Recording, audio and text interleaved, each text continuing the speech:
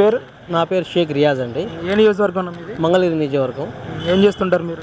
నేను ఫుడ్స్ వ్యాపారం, ఇక్కడ టౌన్ పార్టీ ప్రధాన కార్యదర్శిని. ఇక్కడ ఏంటండి మరి చాలా ఎక్కువ మెజారిటీతో లోకేష్ గారిని ఇక్కడ గెలిపించారు మంగళగిరి నియోజకవర్గంలో. ఏ నమ్మకంతో అయితే గెలిపించుకున్నారో ఆ నమ్మకాన్ని నిలబెట్టే విధంగా ఈరోజు పరిపాలన చేస్తున్నారు లోకేష్ గారు. లోకేష్ గారు 50,000 పైచీలకు 5,400తో నేను ఓడిపోయాను. 5,300 చిల్లరతో. నాకు దాని మీద సున్నా పెట్టి నాకు గెలిపేయండి అని చెప్పారు. ప్రజలు ఎవరు ఊహించినంత ఇదిగా 91,413 ఓట్లతో గెలిపించారు. లోకేష్ గారు ఏ అయితే వాగ్దానాలు చేశారో దానికంటే ఎక్కువగా ఆయన బాధ్యత పెరిగింది.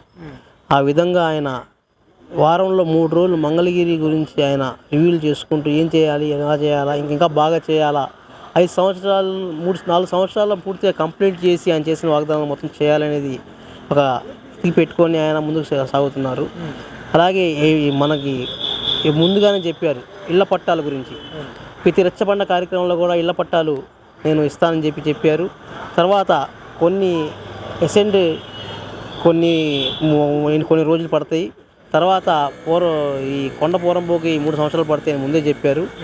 అవన్నీ చేసుకుంటూ ఫస్ట్ విడత ఇళ్ల పట్టాలు అయిపోయింది. రేపు నెలలో మళ్ళీ ఇంకో విడత ఇచ్చేయడం ఉన్నారు. ఏంటండి అసలు ప్రజలకు ఎంతవరకు అందుబాటులో ఉన్నారు లోకేష్ గారు మంగళగిరి నియోజకవర్గంలో? లోకేష్ గారు ఎంఎస్ఎస్ భవన్ పార్టీ ఆఫీస్లో ఎవరు వచ్చినా కానీ ఇక్కడ ఎప్పుడు అందుబాటులో ఉంటారు. స్టాఫ్ ఎవరికి ఏం పని కావాలన్నా చేసి పెడతారు ఎమ్మటి స్పాట్లో. అలాగే లోకేష్ గారిని కలవాలంటే ప్రజా దర్బార్ పెట్టి ఇక్కడ కార్యక్రమాలు చేస్తున్నారు. ఇంకా ప్రజా దర్బార్లో కూడా ఇంకా లేట్ అవుతుంది అనుకుంటే అపాయింట్మెంట్ పెట్టి వెళ్ళి కలిసి ప్రజలకు ఎప్పుడు అందుబాటులో ఉంటున్నారు. ఏ పని కూడా అవ్వట్లేదనేది కాకుండా పాసిబుల్ అయిన పనులన్నీ జరుగుతున్నాయి ఇక్కడ. అంటే ఈరోజు సూపర్ 6 హామీలు ఎగ్గొట్టి ప్రజల్ని ఏ మార్పు గురి చేసి ప్రజలందరినీ కూడా మోసం చేస్తూ ఉన్నారు లోకేష్ కానీ చంద్రబాబు నాయుడు కానీ. అలాగే వైసీపీ వాళ్ళ మీద కక్షపూరితంగా రెడ్ బుక్ రాజ్యాంగాన్ని అమలు చేస్తూ ఉన్నారని చెప్పేసి పెద్ద ఎత్తున మాట్లాడుతున్నారు వైసీపీ నాయకులు. దీన్ని ఎలా చూస్తారు? వాళ్ళు సూపర్ 6 పథకాల గురించి వాళ్ళు మాట్లాడినప్పుడు వాళ్ళకి ఇప్పుడు ఏం చేయాలో ఇప్పుడు అర్థం కావట్లా. అన్నీ అమలు అయిపోయినాయి చాలా వరకు. ఒక మహిళలకి 18 ఏళ్ళది తప్ప ఉన్న హామీలన్నీ అమలైనాయి. ఇవాళ ఆగస్టు 15 రోజు వాళ్ళ మహిళలకు కూడా ఫ్రీ బస్ అందిస్తున్నారు. దీపం పథకం వచ్చింది. అలాగే రైతు నేస్తం పడింది. అలాగే అన్నీ అయిపోయినాయి చాలా వరకు. ఇంకా ఉన్నది ఒకటి, మహిళలది ఒకటే ఉంది. వాళ్ళకి ఇప్పుడు వాళ్ళు చెప్పారు పిల్లలకి బడికి ప్రతి మనిషికి తల్లికి వందన 15,000 రూపాయలు వేస్తామని చెప్పారు. వేయలేదని. వాళ్ళు గవర్నమెంట్లో వచ్చిన తర్వాత వేసింది ఎప్పుడు? 1 సంవత్సరం అయిన తర్వాత వేశారు. మనం రేపు వచ్చే సంవత్సరానికంటే ముందే ఇచ్చాం మనం చేసి అందరి పిల్లలకి వేశారు.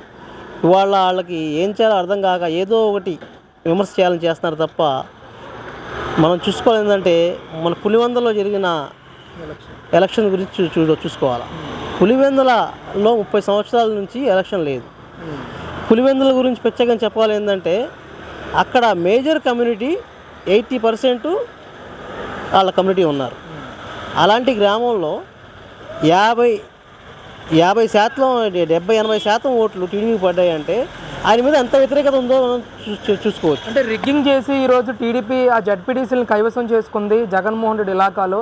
అది పులివెందులు అంటే జగన్మోహన్ రెడ్డి అడ్డా అని చెప్పేసి మాట్లాడుతున్నారు. మరి వాళ్ళు రిగ్గింగ్ అంటే ఉప ఎన్నికలు రిగ్గింగ్ చేయడం అంటే వాళ్ళకి తెలుసు.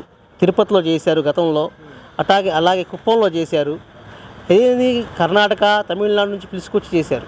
మనకి తెలుగుదేశం పార్టీకి అసలు రిగ్గింగ్ అనేది మనం ఎప్పుడు చేయలేదు, చేయం కూడా. రిగ్గింగ్ చేశారంటే ఎవరైనా కానీ నమ్మాలంటే 100-200 ఎవరైనా చెప్పుకుంటారు. వినున్నాం మేము పాత రోజుల్లో కూడా. మెజారిటీ ఎంత వచ్చిందండి? 80% అబోవ్ వచ్చింది. వాళ్ళు డిపాజిట్లు లేవు, వాళ్ళకి 90% పైన వచ్చింది. అంటే ఎందుకంటారు అసలు డిపాజిట్లు లేకుండా ఈరోజు జడ్పీటీసీ ఓడిపోవడానికి కారణం ఏంటంటారు?